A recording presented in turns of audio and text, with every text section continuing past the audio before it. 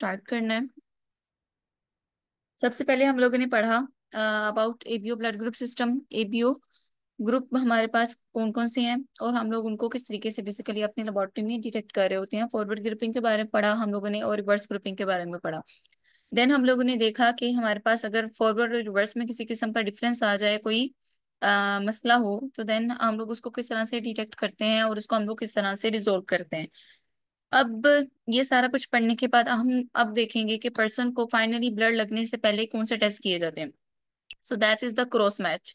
Cross match का test होता है या उसका दूसरा नाम है कंपैटिबिलिटी टेस्टिंग, यानी कि क्रॉस मैच, आपस में मैच करना, क्रॉस करके क्रॉस करना, क्रॉस मैच करना ब्लड्स को, दो तरह के ब्लड्स को आपस में, को क्या वो आपस में मैच हो रहे हैं।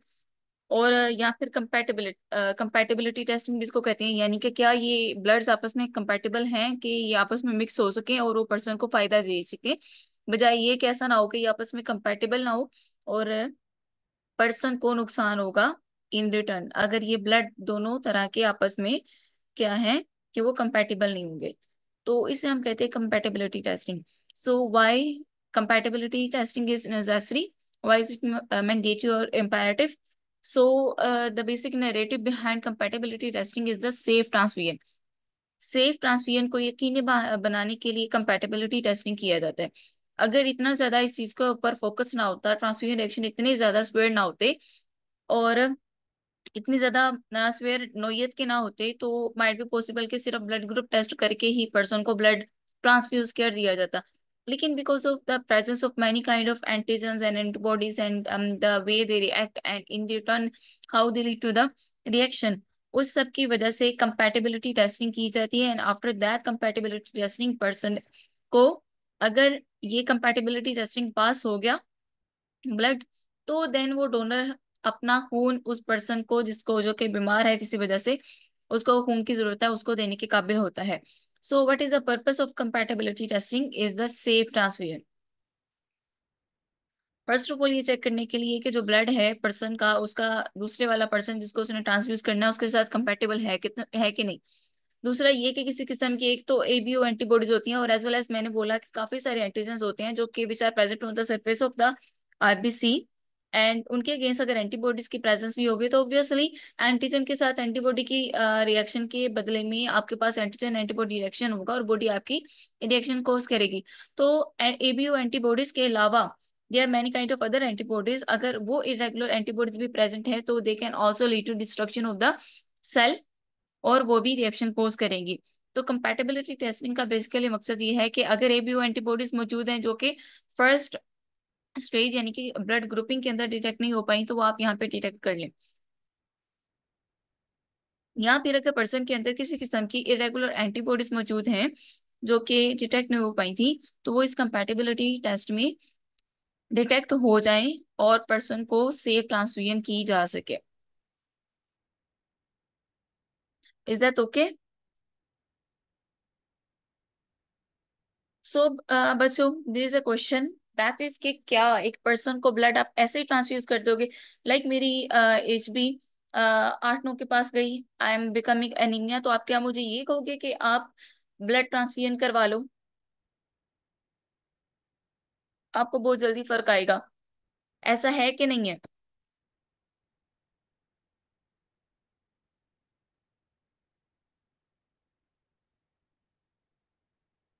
हेलो, आवाज आ रही है मेरी?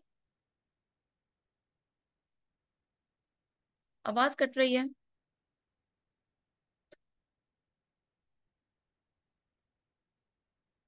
वेट अ व्हाइल बच्चे, वेट। अच्छा, आवाज सही आ रही है मेरी अब कि नहीं आ रही? Is my voice clear now?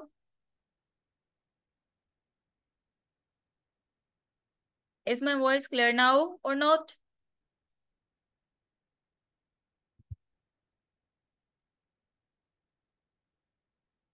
बच्चों मेरी आवाज आ रही है आपको? है मैम।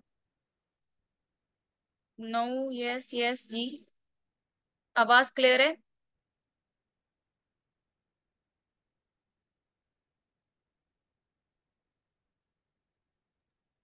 Yes yes. मैम। अच्छा, so I was asking you a question बच्चों, and that question was that कि लेट्स सपोज अगर एक पर्सन है लाइक मैं ही हूँ, और मेरा जो एच बी है वो ड्रॉप कर गई है ऑलमोस्ट कोई 9 या 10 के पास। तो क्या आप मुझे ये कहोगे कि मैम आप ब्लड ट्रांसफ्यूजन करवा लें बिकॉज आप एनीमिक हो रही हैं?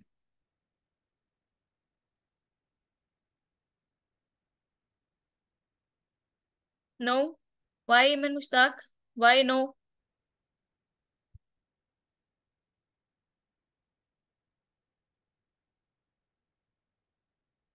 ब्लड ट्रांसफ्यूजन एक्सट्रीम केसेस में दी जाती है जिस टाइम पे आपके पास कोई और चॉइस नहीं होती, कोई और आपके पास चांस अवेलेबल नहीं होता कि आप उसको अवेल कर लो, और उस टाइम पे पर्सन की लाइफ को सेव करने के लिए आप उसको ब्लड ट्रांसफ्यूजन करते हो। सो ब्लड ट्रांसफ्यूजन एक एक्सट्रीम का प्रोसेस है, एक एक्सट्रीम का डिसीजन है जो कि आप एक्सट्रीम लेवल पे लेते हो, ना कि उस टाइम पे जिस टाइम पे आप दूसरे तरीके यूज करके पर्सन को ओके कर सकते हो। सो हम लोग ऐसे ही ट्रांसफ्यूजन नहीं करते थे बिकॉज ऑफ द रीजन के ट्रांसफ्यूजन इटसेल्फ, इधर आप उसको सेफ ट्रांसफ्यूजन भी कह रहे हो, तो इटसेल्फ सेफ ट्रांसफ्यूजन में भी काफी सारे खतरात होते हैं जो कि with the passage of time आपका सामने आते हैं उस पर्सन को लेके। सो ट्रांसफ्यूजन इतनी जल्दी नहीं होती है, ट्रांसफ्यूजन बहुत देखभाल के समझ सोच समझ की होती है। सो अब हम जब ब्लड ट्रांसफ्यूजन करने के लिए कंपैटिबिलिटी टेस्टिंग कर रहे होते हैं तो उस टाइम पे हमारे पास क्या कुछ रिक्वायर्ड होता है? First of all the requirement is patient blood sample. अब आपके पास सैंपल जो फर्स्टली आप उसको इडीटी ब्लड एंटीकोएगुलेंट वाली जो वाइल है आप उसको उसमें कलेक्ट करोगे, और एज वेल एज आप उसको जो कोएगुलेट हुआ ब्लड है, क्लॉटेड हुआ ब्लड है, आप वो भी ले सकते हो for the sake of getting the antibodies विया द सीरम।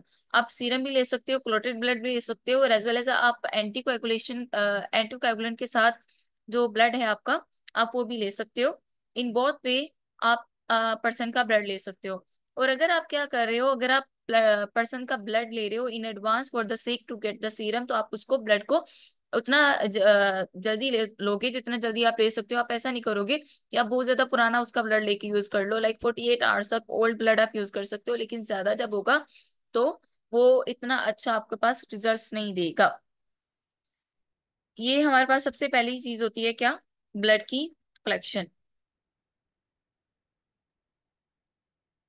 और उसके बाद आपने डोनर को तलाशना है, डोनर को लेना आपने, और ब्लड जो है उसका वो भी फ्रेश ब्लड होना चाहिए, not more than 2 to 3 days old नहीं होना चाहिए।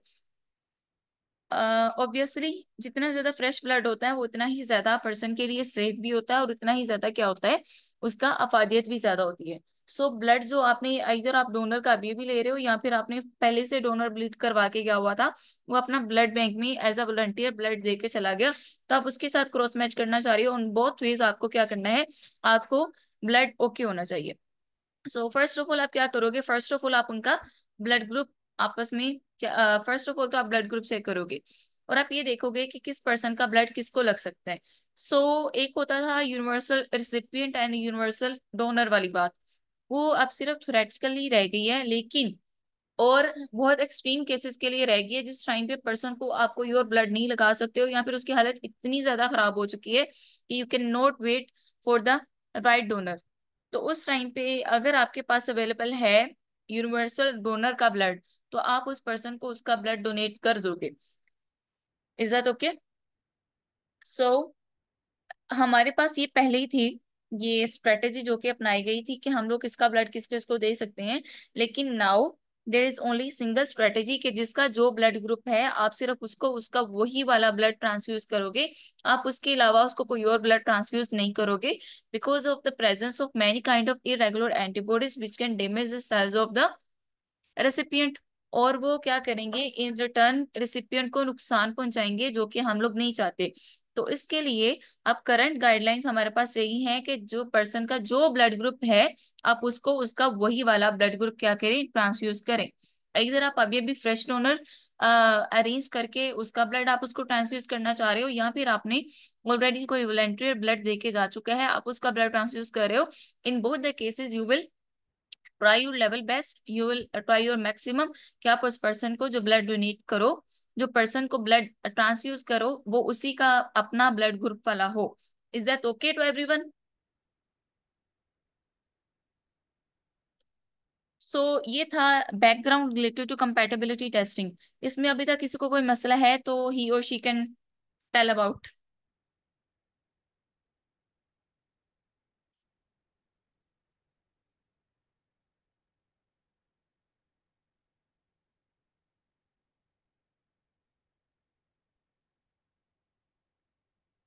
नो? एनीवन बच्चों, आवाज आ रही है आप सबको मेरी? Yes ma'am.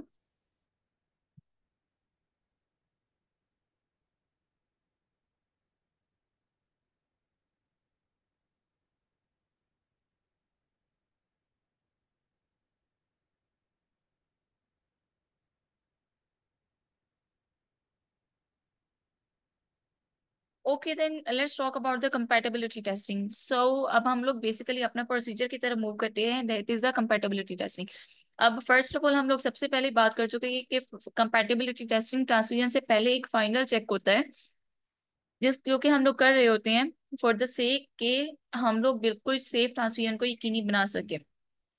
अगर किसी किस्म की एबीओ एंटीबॉडी है जो कि हमारे पास एबी ब्लड ग्रुप सिस्टम में डिटेक्ट नहीं हो पाई, या फिर उस टाइम पे रिएक्शन सही नहीं हो पाए, तो उस वजह से या फिर कोई इरेगुलर एंटीबॉडी मौजूद है, उसको देखने के लिए भी हम लोग क्या करते हैं, हम लोग कंपैटिबिलिटी टेस्टिंग कर रहे होते हैं।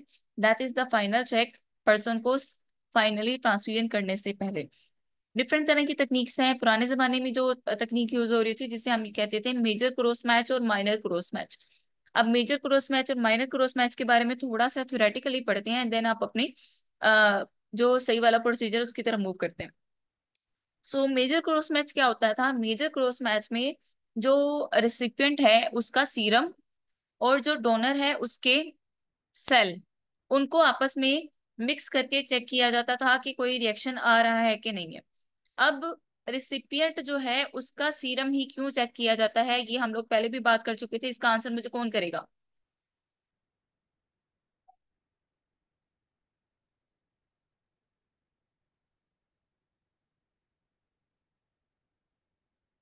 क्योंकि मैम जो ब्लड डोनेट करते हैं उसमें एंटीबॉडीज कम होती हैं और रिसिपिएंट में एंटीबॉडीज ज्यादा होती हैं इसलिए।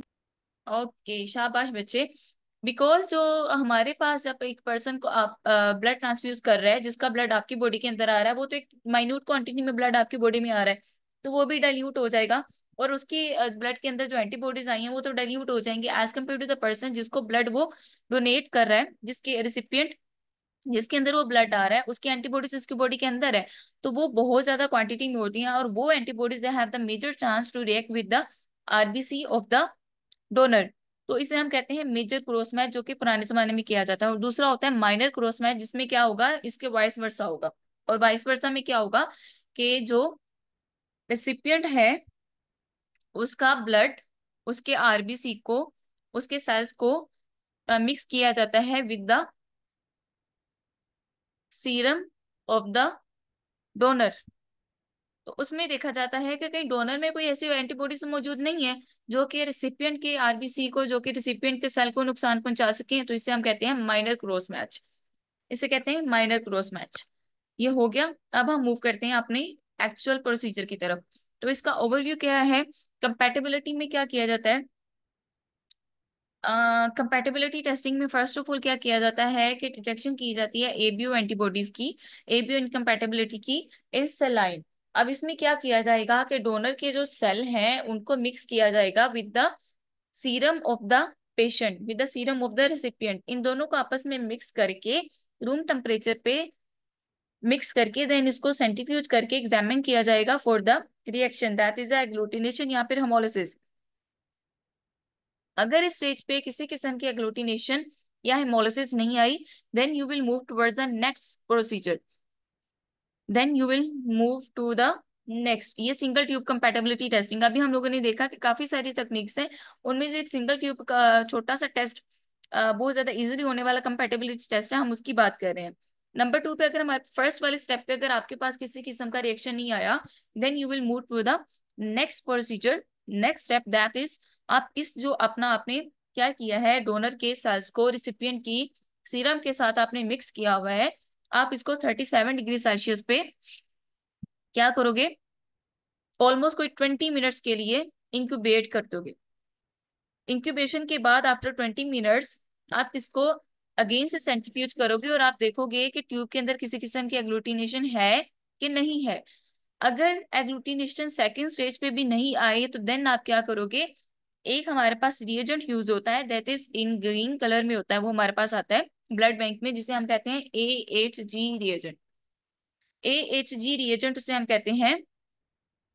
और AHG का मतलब क्या है बच्चों, any one of you have idea about it? Anti human globulin. Anti human globulin. अब एंटी ह्यूमन ग्लोबुलिन से आपको एक वर्ड, अगर आप तीनों को अलग अलग करके पढ़ो ना, एंटी का मतलब होता है जो कि उसके मुतजाद हो। ह्यूमन, ह्यूमन ग्लोबुलिन यानी कि इम्यूनोग्लोबुलिन, ऐसी एंटीबॉडी जो कि ह्यूमन की एंटीबॉडीज के खिलाफ है। ऐसी एंटीबॉडी जो कि ह्यूमन की एंटीबॉडीज के खिलाफ है। तो अब इसका बेसिक कॉन्सेप्ट ये समझें कि लेट्स सपोज अगर एक पर्सन की ब्लड के अंदर कोई ऐसी एंटीबॉडी मौजूद है जो कि सिर्फ सेल के साथ जाके अटैच हो रही है, लेकिन वो इतनी ज्यादा नहीं है कि वो रिएक्शन कोज करे, वो रिएक्शन विजिबल रिएक्शन कोज नहीं कर पा रही, लेकिन वो सेल की सरफेस के ऊपर अटैच है। किसी भी एंटीजन या एंटीबॉडी का सरफेस के साथ अटैच हो जाना उसे कहते हैं सेंसिटाइजेशन। अगर कोई एंटीबॉडी या एंटीजन सेल की सरफेस के साथ अटैच है तो उन सेल को हम क्या कहेंगे, सेंसिटाइज्ड सेल्स। तो अगर लेट्स सपोज हमारे पास कोई एंटीबॉडी ऐसी अटैच हो गई है with the surface of the cell, लेकिन it has no ability to cause the visible agglutination और द हेमोलिसिस, तो इन दैट केस अगर AHG रिएजेंट आप उसके अंदर ऐड करो, तो अगर वो एंटीबॉडी सरफेस के ऊपर मौजूद है तो एंटी ह्यूमन ग्लोबुलिन उसके साथ अटैच होगी, उसके साथ बाइंड करके आपको एक विजिबल रिएक्शन कोज करेगी। एंटी ह्यूमन ग्लोबुलिन जो रिएजेंट है जिसमें क्या है, एंटी ह्यूमन ग्लोबुलिन एंटीबॉडीज मौजूद हैं, वो उस एंटीबॉडी के साथ बाइंड करके विजिबल रिएक्शन कोज करेंगी। Is that okay?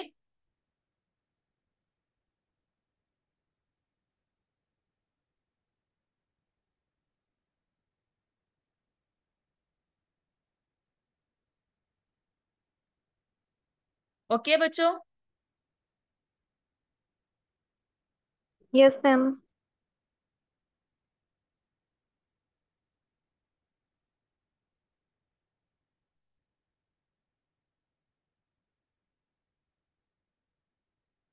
अभी तक किसी को कोई मसला है?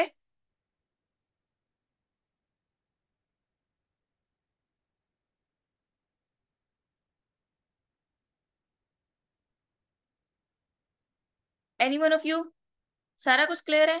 अच्छा, तो अगर इस टाइम पे भी आपके पास रिएक्शन नहीं आया थर्ड स्टेज पे भी, तो इसका मतलब क्या होगा, that person is completely okay to donate the blood. अब उस पर्सन का ब्लड जो है वो दूसरा रिसिपिएंट को लग सकता है, तो आप सेफ ट्रांसफ्यूजन इजिली कर सकते हो। Is that okay? देन हमारे पास ये तो हम लोगों ने, बेटा सानिया मैंने बोला कि थर्ड स्टेज पे, अगर सेकंड स्टेज पे भी आपके पास रिएक्शन नहीं आया तो आप थर्ड स्टेज पे AHG रिएजेंट यानी कि एंटी ह्यूमन ग्लोबुलिन ऐड करोगे।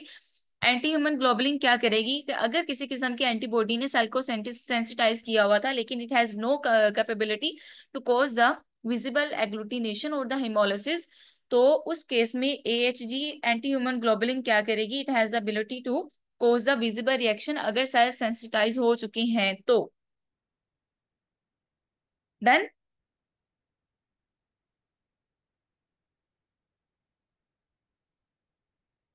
सिंगल ट्यूब कंपैटिबिलिटी टेस्ट, अभी अभी वैसे हम लोगों ने इसका सारा प्रोसीजर पढ़ लिया, लेकिन अगेन से सारा कुछ पढ़ते हैं। इसमें हम लोगों को क्या कुछ रिक्वायर्ड होता है, पेशेंट का सीरम चाहिए है, डोनर के 3% वॉश सेल की सस्पेंशन चाहिए। अब सस्पेंशन कैसे रेडी करते हैं ये आप लोगों पे है, या आप लोगों ने पढ़ के आना और मैंने आप लोगों से सुनना है। और एंटीग्लोबुलिन यानी कि AHG का रिएजेंट आपको रिक्वायर्ड है। एंटी डी सीरम चाहिए आपको। एंटी डी सीरम क्यों चाहिए, हम लोगों को एक positive control O positive cell का कंट्रोल रेडी करना होता है। अब ओ पॉजिटिव सेल बच्चे क्या होते हैं, ओ पॉजिटिव सेल होते हैं जिनके ऊपर सिर्फ और सिर्फ एक एंटीजन मौजूद होता है, जिसे हम डी वाला एंटीजन होता है ना, सिर्फ वो मौजूद होता है। अब इन सेल को अच्छे से वॉश किया जाता है, आफ्टर दैट आप इनके इसमें एंटीडी एंटीबॉडीज ऐड करते हो, और उसके नतीजे में क्या होगा कि सेल सेंसिटाइज हो जाएंगे। जब सेल सेंसिटाइज हो जाएंगे सेल की सरफेस के ऊपर, उस एंटीजन के साथ उसका जो स्पेसिफिक एंटी डी एंटीबॉडीज हैं उस डी एंटीजन के साथ बाइंड कर चुके हैं, तो नाउ इट हैज अबिलिटी कि जिस टाइम पे आप AHG रिएजेंट ऐड करोगे, तो AHG रिएजेंट क्या करेगा, AHG रिएजेंट उस सेल को एग्लूटिनेट उसकी एग्लूटिनेशन कोज करवाएगा। इसे हम कहते हैं पॉजिटिव कंट्रोल। यानी कि ये इस चीज को चेक करने के लिए जो यूज हो रहा होगा कि आपका जो AHG रिएजेंट है दैट इज कम्प्लीटली ओके, और आपका जो भी रिएक्शन आप कर रहे हो वो बिल्कुल ओके आ रहा है। As I said in my previous lectures कि हमारे पास positive and negative both controls are mandatory जब आप अपना कोई भी टेस्ट परफॉर्म कर रहे हो, एनी काइंड ऑफ टेस्ट। तो इसमें हम लोग जो पॉजिटिव कंट्रोल बेसिकली यूज कर रहे हैं वो हम लोग ओ पॉजिटिव सेल को सेंसिटाइज करके उनके अगेंस्ट AHG रिएजेंट ऐड करके वो कर रहे होते हैं। Is that clear? तो ये सारा कुछ हमारे पास वो साजो सामान है जो कि बेसिकली हम लोग इस टेस्ट को परफॉर्म करने के लिए यूज करते हैं। और ये सेल हम लोग बना के ऑलमोस्ट कोई 2 से 3 दिन के लिए, 2 से 8, यानी कि फ्रिज के निचले वाला जो पोर्शन होता है जिसे हम रेफ्रिजरेटर कहते हैं, नोट द फ्रीजर, हम उसको उसमें रेफ्रिजरेट कर सकते हैं। 2 से 8 डिग्री सेल्सियस उसका टेम्परेचर होता है। तो that is quite normal to use it for almost 2 to 3 days। So now let's talk about its method. आपने एक छोटी सी एक स्मॉल ट्यूब लेनी है, ग्लास ट्यूब होनी चाहिए। आपने उसको क्या करना है, आपने उसको उसके अंदर डोनर का ब्लड ऐड करना है और रेसिपिएंट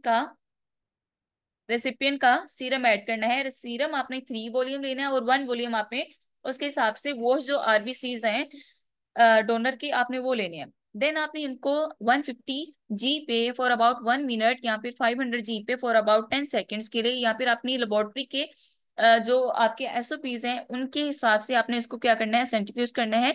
देन आपने उसको बैक एंड फोर्थ ट्यूब को थोड़ा बहुत हिला के देन आपने चेक करना है कि is there any kind of visible agglutination और हेमोलिसिस इन द ट्यूब। अगर इस स्टेज पे आपके पास विजिबल एग्लूटिनेशन या फिर हेमोलिसिस आ गई तो वो सीधा सीधा इनकम्पैटिबिलिटी है, and person is not safe to transfuse the blood. Person अपना ब्लड जो है उस पर्सन को, रिसिपिएंट को डोनेट नहीं कर सकता, वो ABO इनकम्पैटिबल है। क्लियर हो गया? ये सिंपल सा एक प्रोसीजर होता है जो कि बड़ा जल्दी हो जाता है और हम लोग इसको परफॉर्म कर लेते हैं।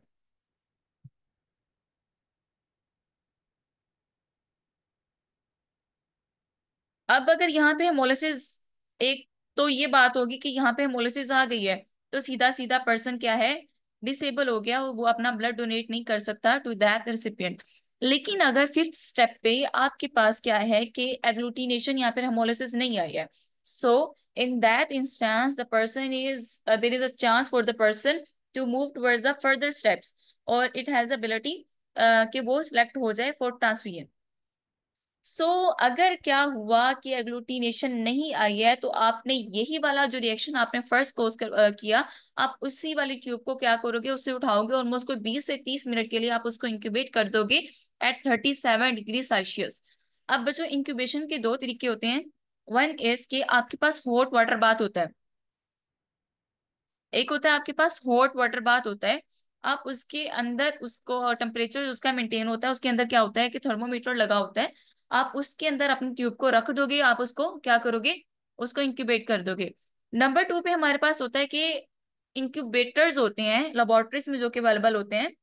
आप उसका टेम्परेचर 37 डिग्री सेल्सियस पे करके most of the time incubators को सेट ही 37 पे किया गया होता है, बिकॉज हमारे पास जो ज्यादातर हम काम कर रहे होते हैं उसमें हम लोगों ने जितना भी प्रोसीजर करना होता है आउटसाइड द बॉडी टेस्ट हम परफॉर्म कर रहे होते हैं, हम उसको 37 डिग्री सेल्सियस यानी कि अपनी बॉडी का टेम्परेचर प्रोवाइड कर रहे होते हैं, सो दैट वो ऑप्टिमम रिएक्शन उसी तरीके से कोज करे जिस तरह से वो बॉडी के अंदर कर रहा है।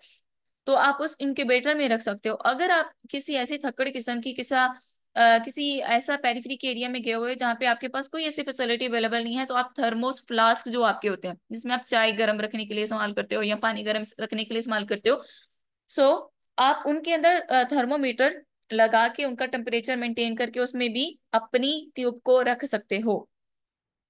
Then after that incubation at 37 degree Celsius for about 20 to 30 minutes आप उसका गेन स्लो स्पीड पे सेंट्रीफ्यूज करोगे, ट्यूब को फोर्थ एंड बैक टिल्ट करोगे, एंड आफ्टर टिल्टिंग आप उसमें चेक करोगे कि is there any kind of visible agglutination और हेमोलिसिस। अगर आपके पास किसी किस्म की हेमोलिसिस या एग्लूटिनेशन आई है तो person is going to B,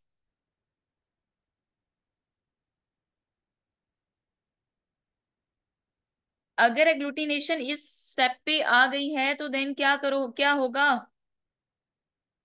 incompatible होगा ma'am. Obviously the person would be incompatible, वो अपना ब्लड डोनेट नहीं कर सकता टू दैट पर्सन। तो लेकिन अगर इस स्टेप पे भी आपके पास एग्लूटिनेशन नहीं है then you will move towards the eight step. अब एट स्टेप में आप जाके क्या करोगे, आप एच रिएजेंट ऐड करोगे ट्यूब के अंदर। देन आप उसको थोड़ा सा टाइम दोगे और उसके बाद आप क्या करोगे, सेल को अच्छे तरीके से वॉश करोगे सेल को, ऑलमोस्ट कोई तीन दफा के लिए करते हैं अच्छे तरीके से। आप सुपरनेटेंट को जो ट्यूब होती है आप उसको अच्छे तरीके से जोर से टिश्यू पेपर के ऊपर मार मार के उसका जो है फेस होता है उसका, यानी कि अच्छे तरीके से आपने सारा सुपरनेटेंट जो होता है वो डिस्कार्ड कर देते हो कि नीचे सिर्फ और सिर्फ जिसका प्रेसिपिटेट है वो उस ट्यूब के अंदर लगा हुआ बाकी रहता है। देन आप उसको क्या करते हो, वॉशिंग करके अच्छे तरीके से, देन आप उसको फर्दर सलाइन वगैरह ऐड करके देन आप उसमें चेक करोगे कि is there any kind of agglutination at this step. अगर आफ्टर एडिशन आप उसको सेंट्रीफ्यूज करोगे, ऑब्वियसली सेंट्रीफ्यूज करना हर स्टेप के बाद लाजमी है, जब भी आप कुछ भी ऐड कर रहे हो तो उसके बाद या फिर उसको कोई भी इंक्यूबेशन दे रहे हो तो उसके बाद आप उसको चेक करोगे आफ्टर द इंक्यूबेशन या फिर addition of any kind of reagent. So अब क्या होगा, अब होगा ये कि आप इसको अगेन से चेक करोगे for the visibility of any kind of agglutination और हेमोलिसिस। अगर इस टाइम पे be after addition of H G reagent anti human globulin again किसी किस्म का कोई रिएक्शन नहीं आया तो क्या होगा, तो person will be considered to be eligible for the donation, he or she can donate the blood safely. अब बच्चों एक बात मैंने की थी वो ये थी कि हम लोग मैक्रोस्कोपिक एग्जामिनेशन भी कर रहे होते हैं ग्लूटिनेशन और हेमोलिसिस वगैरह का, और एज वेल एज हम लोग इंजेक्शन का माइक्रोस्कोपिक एग्जामिनेशन भी कर रहे होते हैं। And after end of the every procedure, जब आपने को किसी किस्म का जो जितना भी आपने प्रोसीजर कर लिया, करना तो आपका हो चुका है, एंड आफ्टर दैट प्रोसीजर आप क्या करोगे, you will move to the last process जिसमें हम लोग क्या करते हैं, हम लोग छोटा सा डोप लेते हैं, पाइपेट की मदद से स्लाइड बनाते हैं, उसके ऊपर कवर स्लिप रखते हैं और कवर स्लिप रखने के बाद हम लोग उसको माइक्रोस्कोपिकली चेक कर रहे होते हैं फॉर द प्रेजेंस ऑफ और एब्सेंस ऑफ द रिएक्शन। हम उसको एग्लूटिनेशन या फिर हेमोलिसिस को फाइनल चेक दे रहे होते हैं, वो हम लोग उसको माइक्रोस्कोपिकली दे रहे होते हैं। माइक्रोस्कोपिकली भी किसी किस्म का कोई रिएक्शन नहीं आया, आरबीसी बिल्कुल अलग अलग अलग पड़े हुए थे, they were totally fine, there were no breakage of the or destruction of the RBC, there was no the there was not even a single kind of agglutination there. तो person will be compatible or the incompatible,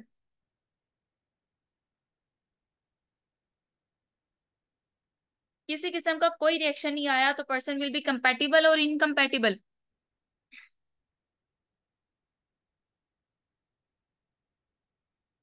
hello, आवाज cut रही है मेरी?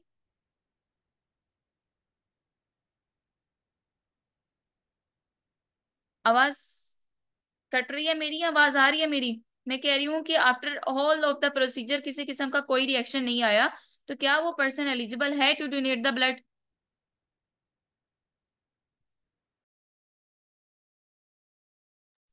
आवाज आ रही है मेरी अब?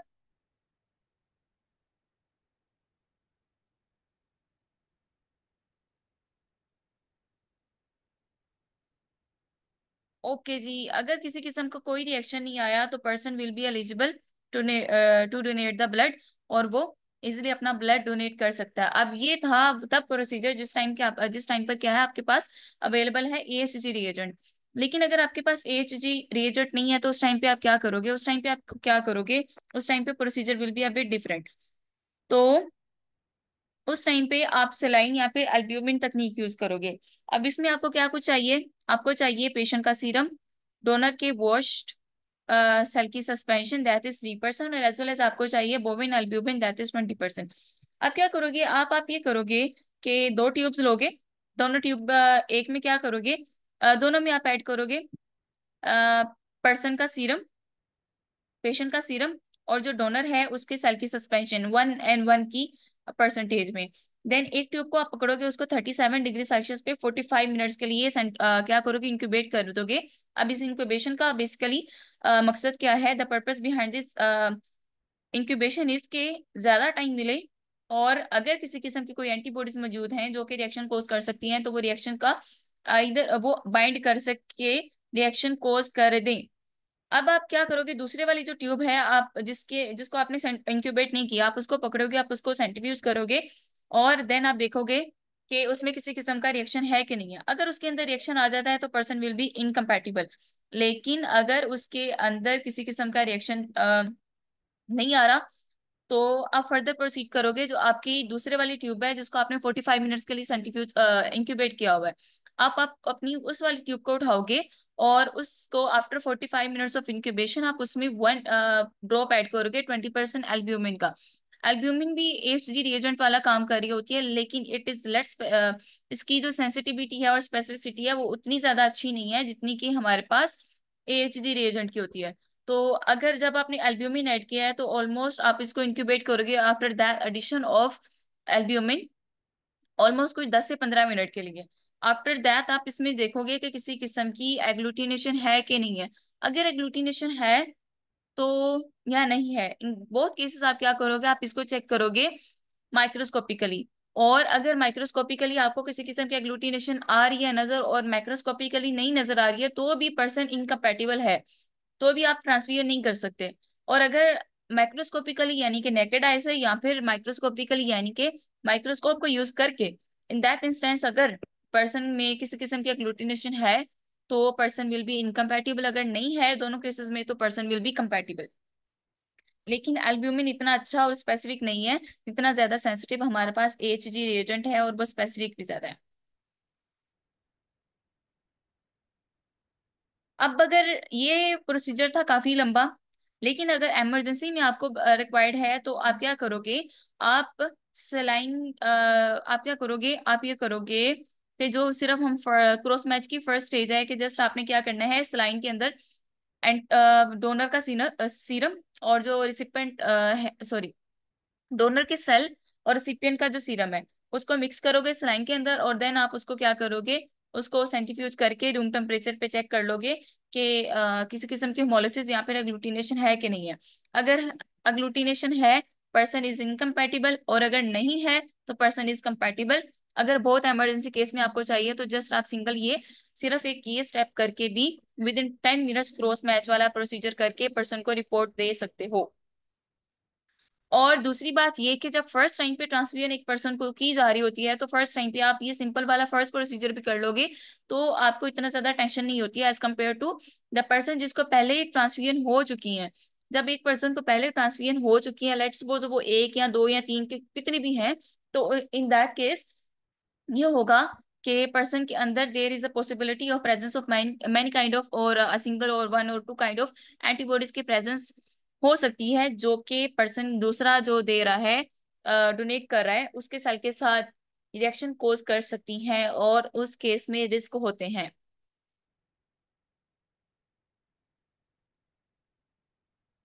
तो ये था हमारे पास क्रॉस मैचिंग का प्रोसीजर। समझ आ गया सबको?